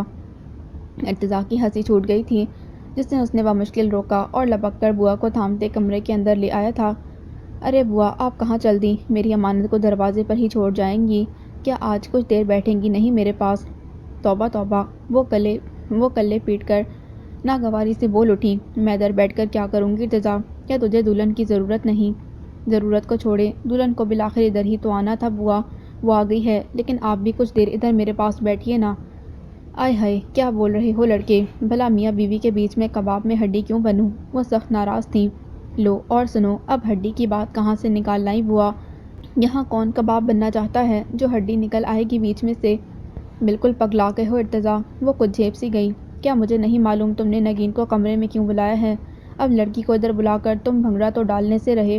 ظاہر ہے نکاح کے بعد نگین کو اپنے کمرے میں رہنے کی اجازت دو گے تو وہ بیوی ہی کہلائے گی نا تمہاری، پھر مجھے کیوں اپنے رشتے میں ہڈی بنا کر ادھر روکنا چاہتے ہو؟ اتنی ناراضگی بوا؟ دراصل آپ غلط فہمی کا شکار ہیں، جانے کیا الٹا سیدھا بول رہی ہیں۔ وہ دھیمے لہجے میں نرمی سے بولا تو وہ کسی لگی لپٹی کے بغیر تڑ سے بولی تھیں، ارے کاہے کی غلط فہمی بیٹا، نکاح کے بعد سبھی مرد بےتاب ہوتے ہیں دلہن کے پاس جانے کو، تم کوئی نرالے تو نہیں ہو، لیکن ایک بات پھر بھی کہوں گی، یہ ملن کا موقع نہیں ہے، کم سے کم ماں بہن نہ سہی تو اس لڑکی کی حالت زار ہی دیکھ لو، کتنی ڈری سہمی بیٹھی ہے بیچاری، ایک عذاب ختم نہیں ہوا اور تم دوسرا شروع کرنے کا سوچے بیٹھے ہو، یہ کل مندی نہیں ہے بیٹا، گھر بسانے کو عمر پڑی ہے ابھی۔ ارتضیٰ کا چہرہ سرخ پڑ گیا تھا کہ سیاہٹ چھپانے کو بولا، آپ غلط سمجھ رہی ہیں بوا، میں نے نگین کو کسی خاص مقصد سے اپنے کمرے میں بلایا ہے، مجھے خود پر مکمل اختیار حاصل ہے، اگر میں کم ظرف ہوتا تو نکاح کی رات ہی۔ اس نے آپ ہی بات ادھوری چھوڑ دی۔ نگین خود بھی خجل سی کھڑی تھی، بوا کی باتوں نے اسے بھی شرمندہ کر چھوڑا تھا۔ وہ جو بھی سمجھ رہی تھی ارتضیٰ کو ان کی ناراضگی کی وجہ اب سمجھ میں آئی تھی۔ وہ اندر ہی اندر ان کی حماقت بھری سوچ پر پیچ و تاب کھا رہا تھا۔ اف توبہ، یہ عورتیں بھی اپنی ذہنیت کا مظاہرہ کرنے سے نہیں چوکتی۔ وہ اپنی جگہ چور بنا کھڑا تھا اور سوچ بے لگام تھی۔ ادھر بوا ارتضیٰ کی واضح الفاظ میں کی گئی تردید پر کچھ شرمسار نظر آئی تھی۔ اس کی ادھوری بات سن کر ہی پلٹ کر کمرے سے جانے لگی تو ارتضیٰ نے لپک کر انہیں پھر سے تھام لیا۔ وہ انہیں زبردستی کمرے میں لے آیا تھا۔ کرسی پر بٹھا کر وہ ان کے سامنے کارپیٹ پر آلتی پالتی مار کر بیٹھتا ہوا بولا، بوا، میں آپ کی گود میں پل کر جوان ہوا ہوں۔ کیا آپ مجھے نہیں جانتی کیسا ہوں میں، کیسی فطرت رکھتا ہوں؟ میں بہت اچھی طرح جانتی ہوں بیٹا، مجھ سے زیادہ بھلا اور کون سمجھے گا تمہیں، لیکن تمہاری فرمائش کے لیے یہ وقت مناسب نہیں ہے ارتضیٰ۔ نگین کی رخصتی ابھی نہیں ہونی چاہیے، یہ خود کو پوری طرح ہوشیار رکھنے اور دشمن پر نظر رکھنے کا وقت ہے بیٹا۔ آپ بالکل ٹھیک کہہ رہی ہیں بوا، لیکن ایک سچ میں ابھی آپ کو بتانا چاہتا ہوں، کیا آپ سنیں گی؟ وہ ان کا بوڑھا جھریوں بھرا ہاتھ نرمی سے اپنے ہاتھوں میں لے کر پوچھ رہا تھا۔ بوا چپ سادھے اس کی صورت تکتی رہیں، تب وہ ایک توقف کے بعد بولا، سچ یہ ہے بوا کہ نگین کی وجہ سے امی اور ماہا کی جان کو خطرہ لاحق ہے۔ میں نہیں چاہوں گا کہ اس کی وجہ سے آپ میں سے کوئی بھی خطرے کا شکار ہو اور کسی پر کوئی آنچ آئے۔ وہ کہ اس گھر کے باہر پولیس کا پہرا ہے اور چھت پر جوان چوکس کھڑے ہیں۔ اب کوئی بھی حادثہ پلان نہیں کیا جا سکتا اور نہ ہی کوئی مجرم دیوار پھاند کر اس گھر میں داخل ہو سکے گا۔ پھر بھی بوا، میں کوئی رسک لینے کو تیار نہیں ہوں۔ نگین نیچے آپ لوگوں کے ساتھ رہے گی تو میں بھی فکر مند رہوں گا۔ اس ایک لڑکی کی خاطر میں آپ سب کو خطرے میں نہیں ڈال سکتا، اس لیے نگین کو وہاں سے ہٹا کر اپنے کمرے میں رہنے کی اجازت دی ہے تاکہ ہم سب آنے والے کسی بھی برے لمحے کی زد سے محفوظ رہ سکیں۔ بوا، ارتضیٰ نے ان کا ہاتھ ہولے سے دبایا تھا۔ نگین کا اس کمرے میں آنا ویسا نہیں ہے جیسا آپ سوچ رہی ہیں، ایسا کچھ نہیں ہوگا بوا۔ نگین جیسی آج ہے ویسی ہی کل ہوگی۔ میرا مقصد اپنی خواہشات کی تسکین نہیں ہے، یہ وقت واقعی ان باتوں کا نہیں ہے۔ نگین سمیت مجھے آپ سب کی زندگی عزیز ہے اور میں آپ سب کی خوشی میں خوش رہنا چاہتا ہوں۔ بوا نے ارتضیٰ کے سر پر ہاتھ رکھا تھا۔ اللہ تجھے ہمیشہ خوش رکھے میرے لال، لیکن نگین نیچے بھی محفوظ رہ سکتی تھی۔ پولیس کا پہرا ہے تو نیچے کیا خطرہ ہو سکتا ہے ارتضیٰ؟ میں اور تیری ماں اتنی کمزور عورتیں نہیں ہیں کہ اپنی بچیوں کو تحفظ نہ دے سکیں۔ پھر تم بھی تو گھر میں کیا چوکس نہ رہو گے؟ اب تم اتنی لمبی تان کر تو نہیں سو سکتے جو ہم کسی فکر میں گھلتے رہیں۔ آپ سچ کہہ رہی ہیں بوا، میں آپ سب سے اتنا غافل بھی نہیں ہو سکتا، سو آپ سب کو فکر کرنے کی ضرورت نہیں ہے۔ اصل بات یہ ہے کہ مجھے آج نگین سے کچھ پوچھنا ہے، بہت سی ایسی باتیں جو ریاض صاحب کی موت سے جڑی ہیں۔ نگین کی معلومات سے اس کے پاپا کی موت کا اصل سبب جانا جا سکتا ہے۔ آپ بدلتے حالات دیکھ رہی ہیں نا، یہ آنے والے کل میں مزید بگڑ سکتے ہیں۔ کسی بڑی تبدیلی کے آنے سے پہلے ہی میں کسی نتیجے پر پہنچ جانا چاہتا ہوں۔ فی الحال نگین سے میری دلچسپی انہی باتوں کے سبب ہے۔ ہاں، جب میری دلچسپی اپنی دلہن کے ناز نخرے اٹھانے میں ہوگی تو میں یقیناً اس وقت آپ کو زحمت دوں گا کہ نگین کو باقاعدہ دلہن بنا کر رخصت کروا کر اس کمرے میں چھوڑ دیں۔ اور ویسے بھی میں نے نگین سے وعدہ کیا ہے بوا کہ اس کی مرضی اور اجازت کے بغیر یہ رخصتی عمل میں نہیں آئے گی۔ میں آپ کو یقین دلانا چاہتا ہوں کہ میں امی اور آپ کی اجازت کے بغیر نگین کو ہاتھ لگانے کا مجاز نہیں ہوں۔ میں اپنی ازدواجی زندگی آپ کی دعاؤں سے شروع کروں گا، یہی سب سے بڑا سچ ہے بوا۔ کیا آپ میری بات سمجھ رہی ہیں؟ ارتضیٰ نے نیچے نگاہ سے پوچھا تھا۔ وہ اتنی صاف گوئی سے بات کہہ کر بھی ان سے نظریں نہیں ملا پایا تھا۔ وہ بہرحال اس کی ماں جیسی تھیں۔ بوا نے آگے ہو کر اس کا ماتھا چوما تھا۔ جیتے رہو بیٹا، تمہاری ماں کی تربیت تمہاری تہذیب ہے۔ میں جانتی ہوں تم فطرتاً ایسے نہیں ہو، لیکن بیٹا ہو تو ایک مرد نا، گھی آگ کے پاس رہے گا تو پگھلے گا ہی۔ کیا مطلب؟ ارتضیٰ ششدر رہ کر ان کی صورت تکنے لگا۔ مطلب تم جانتے ہو ارتضیٰ، بہرحال میرا کہا برا لگے تو معاف کرنا۔ تم نے جب اتنا کچھ کہہ کر یقین دہانی کرائی ہے تو میں بھی تمہاری بات مان لیتی ہوں۔ تم مجھے سگی اولاد سے بڑھ کر ہو، لیکن ایک منہ پھٹ بڑھیا ہوں جو دل میں آئے کہہ ڈالتی ہوں۔ سچ پوچھو تو میں نہیں چاہتی تم پر یا مہا بٹیا پر کوئی آنچ آئے۔ تمہاری دلہن بھی اب اس گھر کا حصہ ہے، اس کی حفاظت اور خوشی بھی ہماری ہی ذمہ داری ہے۔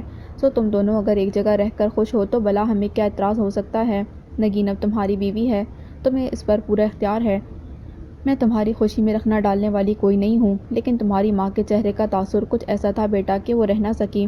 دراصل میمونہ آپ پریشان تھی کہ تم نے اچانک ہی اس ناگہانی میں نگین کو۔ انہوں نے بات ادھوری رہنے دی، پھر اٹھتے کچھ توقف سے بولی، میں تمہاری ماں کو سمجھا دوں گی بیٹا، تم بھی اب آرام کرو۔ ارتضیٰ نے ایک طرف ہو کر انہیں راستہ دیا تھا۔ وہ دھیمی چال چلتی دروازے تک گئیں، پھر لوٹ آئی تھیں۔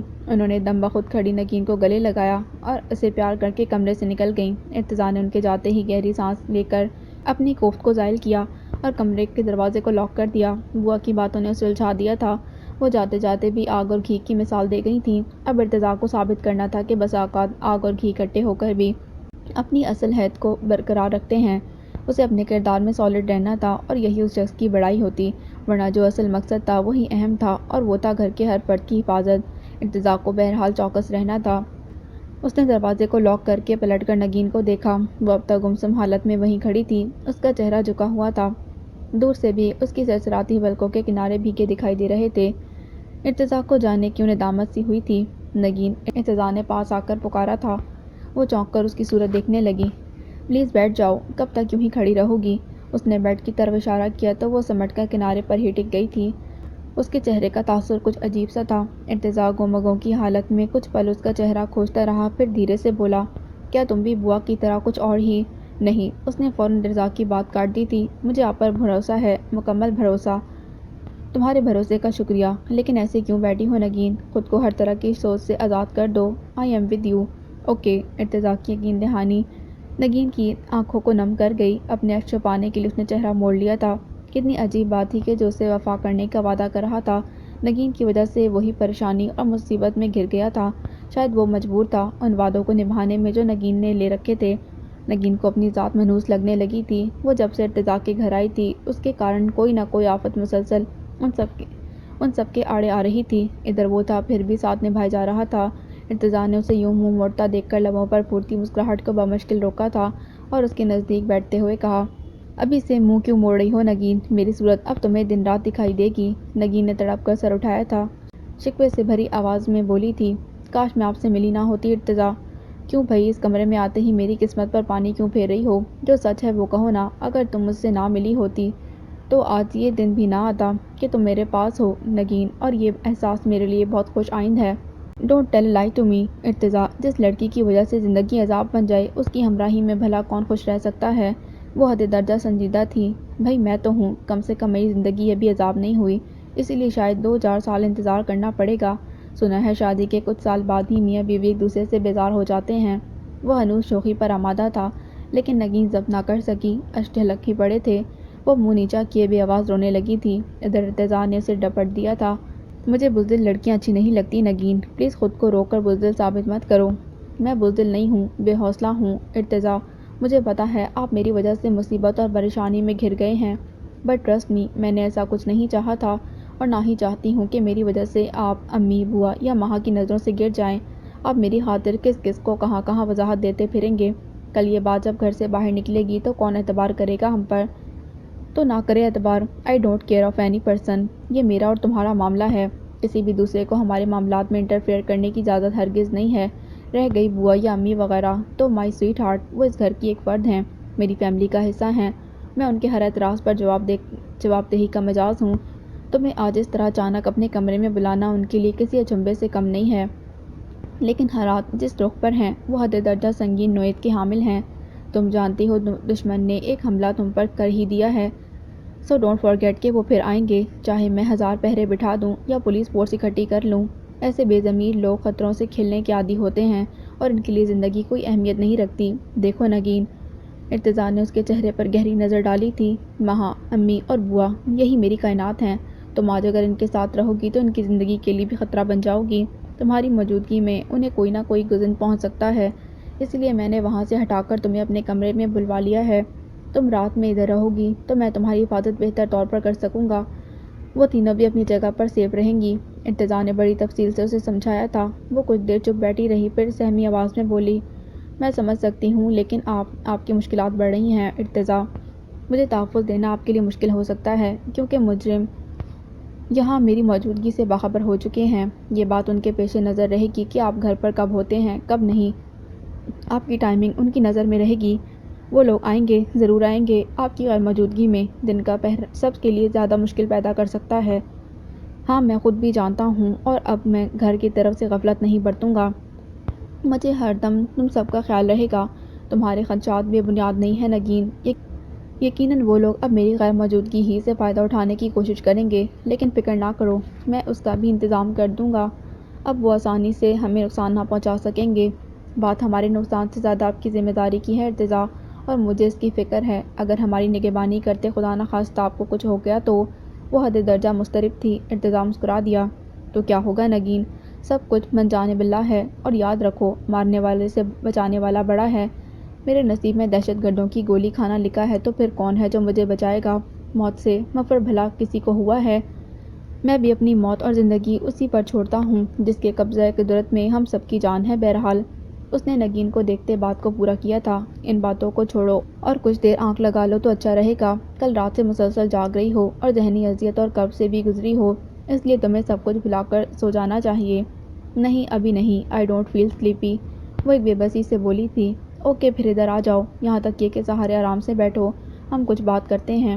ارتضیٰ نے اٹھ کر بیڈ کی کراؤن بیک سے تکیہ لگا کر اسے اپنی جگہ سے اٹھنے کا اشارہ کیا تو نگین خاموشی سے دوسری طرف سے آ کر وہاں بیٹھ گئی تھی۔